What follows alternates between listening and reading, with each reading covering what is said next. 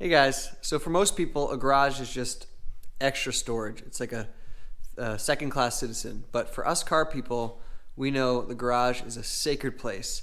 And right now, I'm standing in the garage of our new house, and it's cool, but I think it could be a lot cooler. So in this series, we're gonna go through an entire transformation of this garage from start to finish, from demolition to electrical work to insulation to getting it ready for, well, some nice cars, hopefully, whether that's race cars or supercars or whatever. Hopefully many cool cars to come, but first I want to get this garage ready and take you guys along for the ride.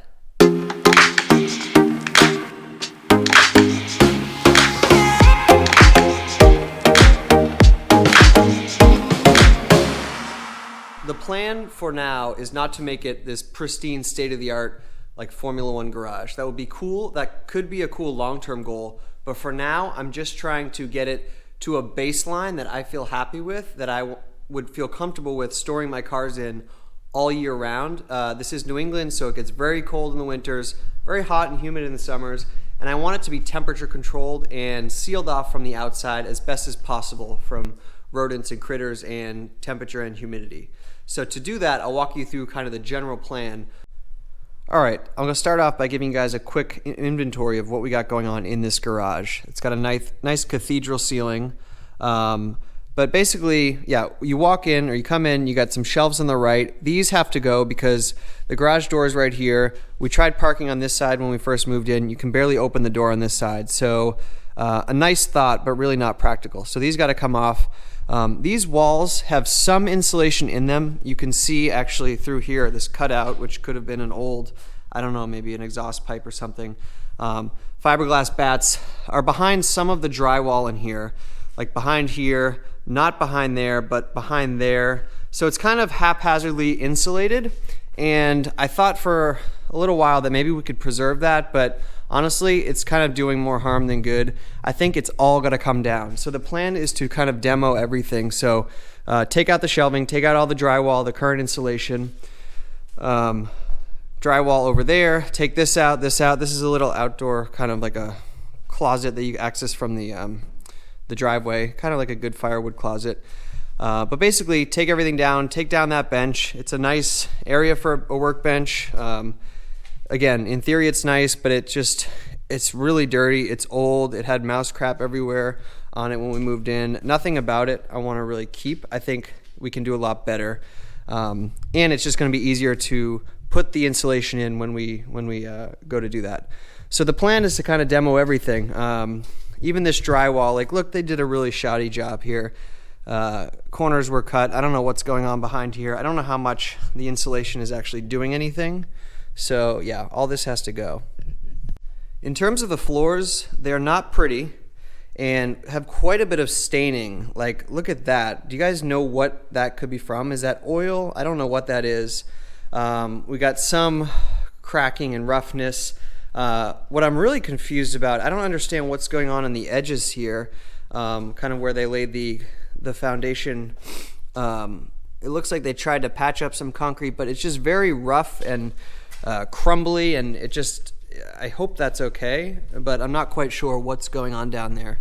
One thing that I realized this garage floor does not have is drainage. Now that is confusing to me. So when we come in, there's a wet car, the water just kind of puddles off, as you can see it.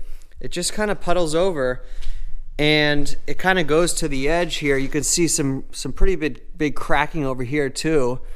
Clearly that's not good, but what do you guys think I should do? You know, I definitely don't think it's part of the budget to rip up this entire floor and redo and add drainage. So yeah, I'm a little concerned about this puddling. But yeah, so demolition first, kind of get everything bare bones, and then the next step is I think to have electrical come in, an electrician to just come up and wire things. We have a lot of like random wires that we're not sure what everything does. Some are clear, like go to the garage door opener, but and so, to some lights, but it just doesn't look as clean as it could be, and we want to do away with these old fluorescent lights. We want to get some new LED lighting and kind of plan that out of how we want the lighting to be around this garage. So definitely going to need an electrician to come in here while it's bare bones and wire everything up. And then after the electrician is when we want to insulate. So I mentioned old insulation before, like This is all ripped up, and it's only in some areas, and look, like it kind of stops there where the roof meets the wall, and it's just like it's not doing anything, and there's no heating and cooling in here anyway, so it's kind of pointless. So I got 4 or 5 different spray foam quotes, and let me tell you, they were all over the place.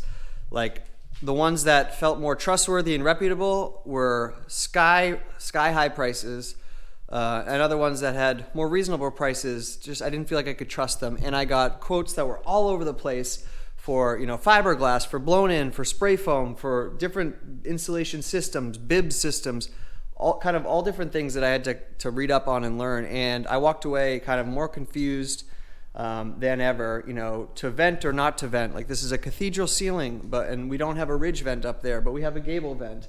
And if you fiberglass bat the rafters, you need baffle venting behind it. But the problem is with fiberglass, just the simple what they have here behind currently, there's not enough depth, especially in the roof line, so we wouldn't get enough R value. So I'm thinking either blown in cellulose or fiberglass to get it really densely packed, or potentially spray foam, which would be probably offer the best insulation, but of course it's the highest cost. And you have to cover that with drywall. You have to make sure that it's fire protected. So quite a bit of work there to do, but demo, electrician, and then insulation. Those are the first 3 steps. Quick note about the insulation. One of the options, of course, is to just install a ceiling here and make it so that the cathedral area up there would be closed off and kind of an attic space. That's interesting, but I don't want to do that. I think this is really cool. It could really be a cool effect to keep this. I don't want to lose this cathedral. And so the plan is probably, because of that, we'll have to insulate along the roof decking. So yeah, just wanted to mention that in case any of you called that out as an option. After that, once all of this has been insulated, don't know how yet, but it will be, then we will put up new drywall here. This needs to be fire rated drywall and a fire door. Right now I don't think it is. The door at least isn't. I'm not sure about the drywall, but because this goes towards the house, it needs to be fire rated. I forgot to mention, obviously we need to change the garage doors. So these will be insulated garage doors. I don't know what kind yet, but I just want to go with an insulated garage door. Could do a DIY installation kit, but I don't know if how possible that is for these, and I just don't want to, I just want nice new doors. As you can see, there's a ton of gaps now, like basically rats could walk through here if there were rats. There's definitely mice, and all the air is escaping, so we definitely want to seal all that up. But you see how thin this is? Like you could not put a fiberglass bat here and get much of an R value at all. So we need, likely, like I said, we probably need to spray foam. But once that's done, get all the drywall up, get the ceiling nice, and then we will do HVAC. So I'm thinking a mini split for heating and cooling with the heat pump. So basically, maybe it would sit up there or up here, and the condenser would be outside. I think that would be nice to get some really good heating and cooling into this garage. Maybe another, like a big garage heater, like a propane heater that is mounted on the wall there that can really generate more heat. I'm not sure if the mini split will be enough. And then once that's done, that's pretty much it. Probably for the floors, I'm not too concerned about them as long as they're like structurally okay and cosmetic I'm okay with. Yeah, it's ugly, but at some point I'll probably put Swiss tracks on the floor.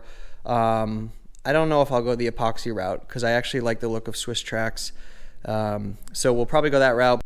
Yeah, after the heating and cooling, that's pretty much it for now. Like everything beyond that will be kind of storage and shelving and benches and toolboxes, and then any kind of painting and decoration and signage, whatever we want to do. Like I'm not concerned about that. My main concern is making this kind of an airtight, as best as possible, airtight, climate controlled, comfortable environment that I can walk into any time of the year and have it feel comfortable, secure, safe, like protected from the outside, because we want to store some nice things in here. TBD on what those are. I'm super excited about this. I'm also a little bit intimidated. This is the first kind of project of this nature that I've ever done. I'm a first-time homeowner. I don't have much DIY experience, and I will definitely be hiring out for the certain things like an electrician, probably the insulation, like most of the work. The demo work I'll be doing myself with my wife. But otherwise, I'm super excited. If you guys have tips, tricks, advice, things that you saw that maybe are of concern to you, let me know. I want to make sure that I cover it all here. This will be a 5-part series maybe, and it'll happen over the course of several months because it'll involve hiring and vetting contractors and getting different quotes. So it's not going to be quick, but I'm hoping to have this done by springtime. So I'm excited to show you guys, and I'm really, this is the big project that I'm excited about for this house. So can't wait to take you guys along for the ride.